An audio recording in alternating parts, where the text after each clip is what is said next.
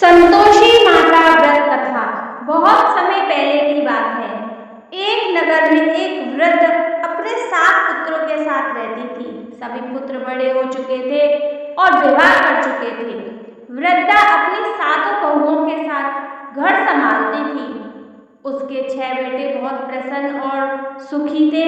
व्यापार में लाभ होता था, घर में धन दौलत थी और उनकी पत्नियां भी आराम से रहती थी। लेकिन 7वां बेटा, जो सबसे छोटा था, वह भाग्य से दरिद्र निकला। उसके हिस्से में ना तो धन था, न सुख सुविधा। उसकी पत्नी छोटी बहू बहुत सीधी सादी, धर्मपरायण और संतोष स्वभाव की थी। घर में सब भी अच्छे पकवान बनते तो 6 बहुओं को और उनके पतियों को पहले खिलाया जाता। बचा हुआ बासी या साधारण भोजन छोटी बहू और उसके पति को मिलता। कई बार तो दोनों भूखे ही रह जाते। फिर छोटी बहू कभी शिकायत नहीं करती।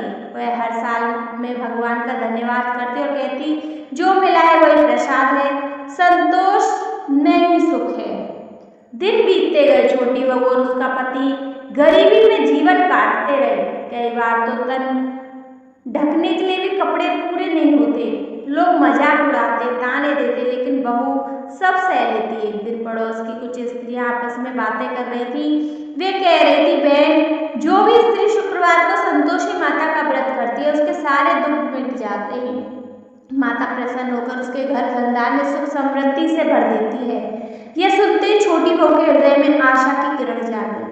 उसने मन ही मन निश्चय किया कि वह भी हर शुक्रवार संतोषी माता का व्रत करेगी। शुक्रवार आया। छोटी बहू ने स्नान किया, घर को साफ सुथरा किया और मिट्टी से छोटा सा चौका बनाकर वहां संतोषी माता की मूर्ति या चित्र स्थापित किया। उसने गुड़ और चने का भोग बनाया और माता की पूजा करके कथा सुनी। उसने मन में संकल्प लिया, हे माता, जब तक मेरे जीवन में दुख ना दूर हो, मैं यह व्रत करती रहूंगी। मैं खट्टा नहीं खाऊंगी और आपके भजन करती रहूंगी।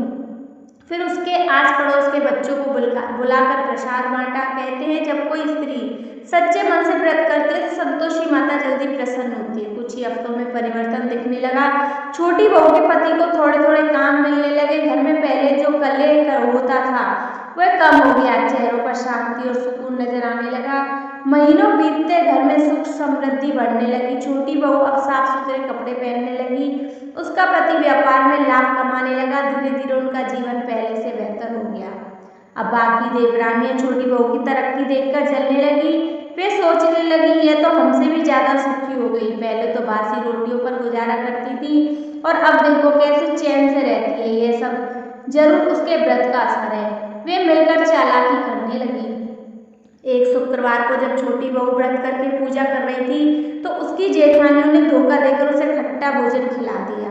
उन्होंने बड़ी चालाकी से नींबू और अचार का पन्ना उसके भोजन में मिला दिया। छोटी बहू को पता भी नहीं चला, उसने खट्टा खा लिया। जैसे वह नियम भंग हुआ, उसी पल से उसका सुख छिनने लगा। पति का व्यापार डूब गया, घर में झगड़े होने लगे, बीमारी ने घेर लिया, सारी खुशियां पल भर में बिखर गई। छोटी बहू बहुत दुखी हुई। वह रोती बिलखती माता के मंदिर गई और वहां सिर झुकाकर बोली, संतोषी माता, मुझसे गलती हो गई। मैंने अनजाने में व्रत का नियम तोड़ दिया। कृपा कर मुझे क्षमा करें और मेरा जीवन फिर से सुखी कर दें। उसकी करुण पुकार सुनकर संतोषी माता प्रकट हुई। माता ने कहा, बेटी, संतोष ही मेरा स्वरूप है। जो स्त्री मन में संतोष रखेगी और सच्चे भाव से व्रत करेगी, उसके घर में कभी दरिद्रता नहीं रहेगी। तूने गलती से व्रत तोड़ा इसलिए दुख आया, लेकिन अब अगर फिर से नियम पूर्वक व्रत करेगी तो तेरे सारे दुख दूर हो जाएंगे। छोटी बहू ने सच्चे मन से फिर से व्रत आरंभ किया।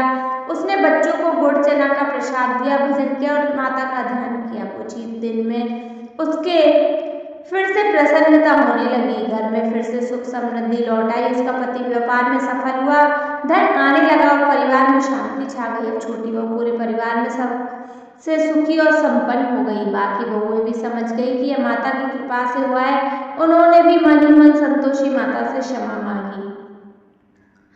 तब से यह परंपरा चली आ रही है कि जो भी स्त्री पूरे शुक्रवार को संतोषी माता का व्रत करता है वह खट्टा प्रसाद ना खाए, माता की कथा सुने और बच्चों को गुड़ चना का प्रसाद बांटे। उनके सभी दुख दूर होते हैं और घर में सुख शांति आती है।